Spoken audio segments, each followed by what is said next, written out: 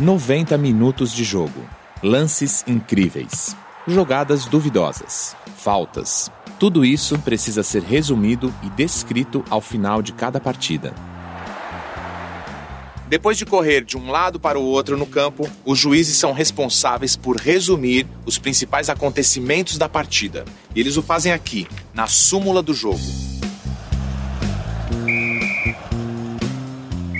O Marcelo Rogério é árbitro de futebol há 17 anos, já apitou importantes jogos do Campeonato Paulista. Quando você começou a fazer, você escrevia mais? Quando eu fui formado pela Federação Paulista em 1998, a gente tinha que descrever totalmente o atleta número tal, ao tanto tempo da partida, deu um pontapé com o seu pé direito atingindo a coxa esquerda, detalhes. Hoje não tem mais isso. A federação conseguiu simplificar para a gente, né, através de palavras curtas, para jogar na súmula e não ter nenhum tipo de problema. Como é que você faz para lembrar de tudo que aconteceu durante o jogo e depois passar para a súmula? Dentro da partida, nós temos eu, que sou o árbitro central, nós temos 2 assistentes, nós temos 2 adicionais atrás do gol e temos o 4º árbitro.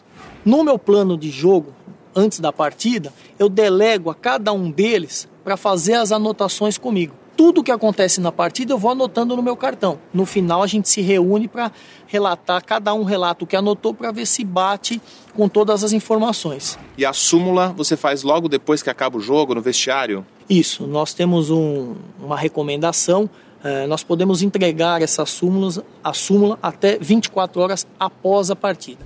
Mas de praxe, ao término da partida, a gente já começa a fazer essa súmula. A súmula é o principal documento do jogo e pode ser requisitada depois pela Justiça para esclarecimento de muitos casos.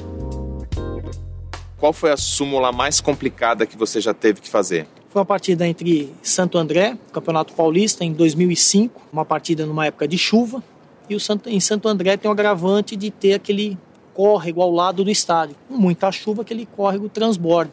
Começamos, despencou a chuva de novo, paralisamos o jogo, ficou em torno de 20 minutos, 30 minutos paralisado, recomeçamos, só que a chuva veio de uma forma muito forte, onde um vendaval jogou placas de publicidade para dentro do campo, atingiu jogadores, os ônibus que estavam parados atrás dos vestiários, com o agravante desse rio, com muita água, alagar os vestiários, onde estavam as mochilas de jogadores, tudo, e tudo isso você tem que relatar. Agora, a hora que você vai relatar, não dá para ter todo esse tempo que você contou essa história agora. Não. Você tem que ser... Simplesmente, no caso da placa, você não vai citar cada jogador. Você vai simplesmente citar que aos tantos minutos de jogo, a partida foi paralisada devido a fortes chuvas com ventos, onde placas de publicidade foram arremessadas para dentro, atingindo diversos jogadores. Ponto. Assim como a súmula dos jogos de futebol, os textos escritos resumidos são bastante usados por vários profissionais, mesmo por aqueles cuja atividade principal não é a escrita. Há resumos de pesquisas, de textos técnicos, e todos nós, no dia a dia, somos cercados por textos resumidos. Quer ver só? Se um homem teve 2 vidas tão contrastadas, nada mais justo que tenha também 2 mortes. É esse duplo óbito que Jorge Amado narra nesta novela deliciosa que tangencia o fantástico sem perder o olhar aguçado para as particularidades da sociedade baiana. E aí, deu vontade de ler?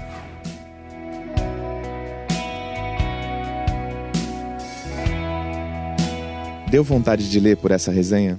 Com certeza. Eu acho que ela conta um pouco do livro e isso para mim é importante para decidir a minha escolha. Você costuma ler as orelhas dos livros antes de comprar? Sempre. Mesmo se o livro é recomendado, eu leio, para ver se eu acho bacana ou não. Costuma ler as orelhas dos livros? Normalmente sim. A menos que seja uma indicação de alguém que já leu, que gostou muito do livro, e aí eu vejo. Mas aí antes de ler, mesmo depois de ter comprado, eu sempre dou uma lida. Você acha que a resenha ela contém a informação necessária para você efetuar a compra? Necessária não, mas suficiente para eu ir para dentro do livro e buscar mais informações. Os textos resumidos estão por toda parte, nos sites, jornais e revistas. Uns maiores, outros menores.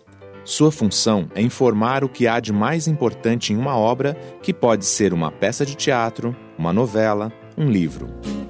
Veja só essa resenha do filme Harry Potter, um filme que tem 2 horas e meia de duração. Harry Potter, um garoto órfão de 10 anos, é levado para estudar em uma escola especializada em formar jovens bruxos. Lá ele conhece um mundo mágico e vive grandes aventuras com seus novos amigos. Cenas recheadas de muita magia e efeitos especiais. A resenha, ela requer a síntese, mas ela já é uma síntese mais comentada, onde a postura da pessoa que faz. Então, a resenha é uma postura que aparece mais claramente enquanto conhecimento do assunto, enquanto ponto de vista também. Eu tenho as resenhas nos jornais, né, de filmes, de livros, de teatro, e elas têm uma assinatura, porque é uma postura da pessoa escrita a partir das vivências com esses objetos. Na literatura, há gêneros que usam formas breves. O haikai é um dos mais sintéticos. É um tipo de poesia japonesa com pouquíssimos versos. Lembra aquele beijo? Corpo, alma e mente? Pois eu esqueci completamente. Uma história conhecida no meio literário, mas nunca comprovada, é a de um almoço entre amigos onde o escritor norte-americano Ernest Hemingway apostou que seria capaz de escrever uma história usando pouquíssimas palavras. E escreveu num guardanapo, vendo sapatinhos de bebê nunca usados. Hemingway levou os dólares da aposta e deixou um dos mini-contos mais lembrados. O que esse mini-conto do Hemingway sugere a você? Vendo sapatinhos de bebê nunca usados. Eu vejo 2 possibilidades, uma bem pessimista e uma otimista. A pessimista seria um bebê morto, que não chegou a usar o sapatinho. E a otimista com um bebê que está para nascer.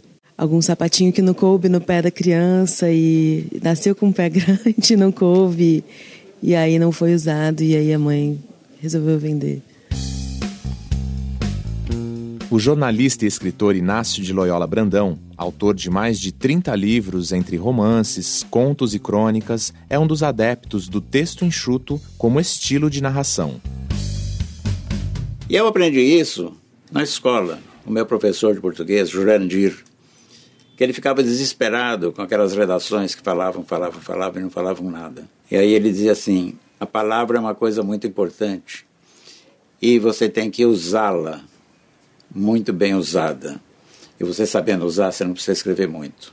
E tem também uma outra coisa. Quanto menos você escreve, menos você erra. Então é fundamental, você tem que ser econômico, você tem que ser objetivo, você tem que ser direto. E eu aprendi isso, na verdade, fazendo jornal. Porque eu tinha que colocar uma matéria num tamanho determinado. E para colocar tudo que eu tinha a dizer naquele tamanho, eu tinha que reduzir. Pela rua, uma velha claudica apoiada numa bengala. Mas a bengala forma um quadrado, como de uma bicicleta em menor tamanho.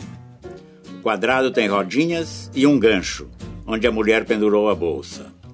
Ela tem o olhar satisfeito, como se possuísse uma bengala e um brinquedo.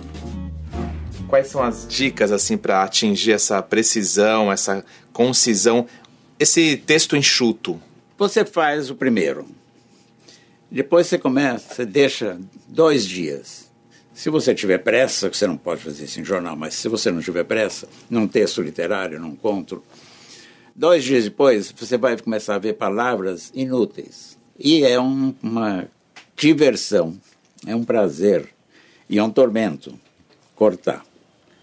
Porque você vai cortando, e de repente, quando você está percebendo, o texto está alinhado com o essencial.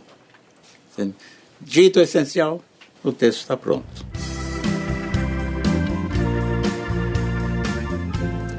Criada há 6 anos, a seção deste jornal, que circula diariamente em São Paulo, traz os textos resumidos das notícias mais importantes para o leitor que tem muito pouco tempo. Resumir e colocar tanta informação em um pequeno espaço é o desafio diário do editor Sandro Macedo. Olá, Sandro. Prazer, tudo bom? Tudo bem. Quando se percebeu a necessidade de criar uma seção no jornal que resumisse as principais notícias? Eu acho que nos últimos anos existe essa tendência de consumir com mais velocidade a informação.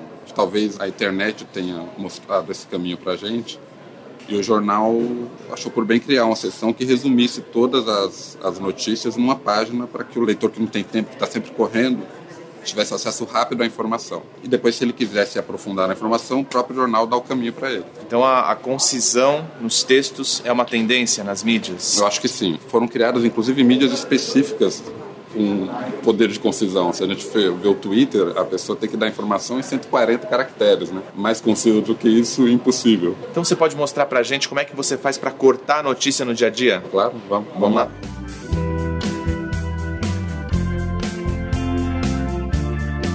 Olha, a gente tem aqui, por exemplo, a notícia que foi a capa de esporte de ontem. Contra a punição, o Palmeiras tem de identificar vândalos. Aqui está a matéria na íntegra. Na matéria, você vê que já começa com uma coisa que é uma informação, mas para a gente é um nariz de cera. Para não repetir 2012, quando perdeu 4 mandos de campo, bababá, bababá. E aí no meu texto agora eu já vou tirar isso. A informação é: o Palmeiras pode perder um mando de campo. Já vai cortar esse parágrafo. Eu já tiro isso tudo. Começou aqui a notícia. Palmeiras tem um verbo bom. Estava escrito trabalha para. Já colocou tem de, ou seja, já cortou. Exatamente. Palavras aí. E eu ganhei uma linha, que vai diminuindo esse espaço. Identificar os responsáveis pela depredação de cadeiras. 258 cadeiras. Você tirou 258 de cadeiras. É uma informação que não precisa para o resumo. Agora não preciso dela. Depredação de cadeiras no estádio. No estádio Tequeirão. Já cortou bastante. O Corinthians tentará, aliás, deve ajudar o rival a identificar os infratores. Pronto. Acabou. Eu parto do princípio também que o repórter, que sabe o que está fazendo, a informação mais importante ele colocou nos 5, 6 primeiros parágrafos.